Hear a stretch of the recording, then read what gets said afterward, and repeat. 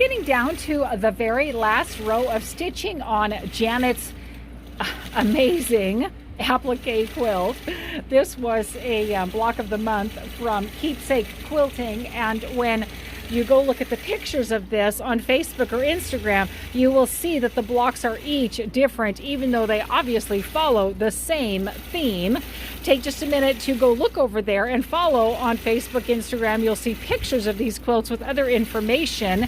Follow the arrow down below, and that will also take you another video of Janet's quilt getting stitched out. And over there, you'll see other information that I like to share, a different tip or idea on each video. So that's kind of how I like to handle that. Now let's go and talk about what's going on right here.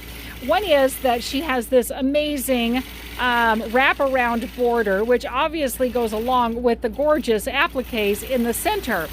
Beautiful, beautiful. When you have an applique border, I'm going to really implore you to highly consider doing the mitered corner. She's done a gorgeous job on it. Now technically all of this is one border right here, but you can see that she's done a great job of connecting the edges right here in bringing them together. And look at that, like she did a great job. Put a pin right there so you can hold it in place.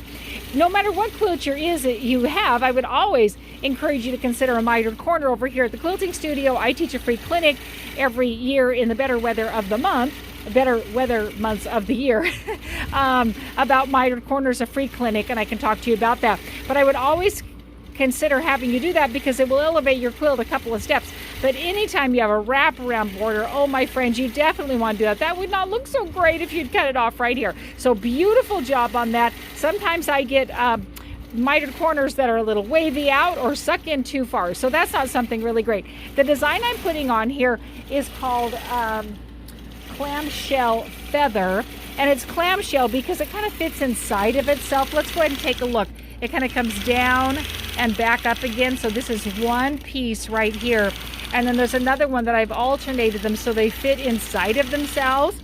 Because of how that is, that means I'm going to be cutting off a section of it along the edge. So one of them will fill up the entire edge, and then the other, see here, this one goes as a full piece, this is a half piece, this is a half piece. And so I'm going to bring it right against the edge as close as I can. Same along the bottom. It's kind of cutting it off in half. That's what I want to have happen, because I want it to come clear to the edge and kind of look like one of those infinity pools where there is stitching everywhere. So I'm aware of that. I'm cutting it off. I'm letting the machine know this is exactly how big the design is. Something else on this one is here's the center of her quilt. So I tried to place it so that the whole pieces would end up literally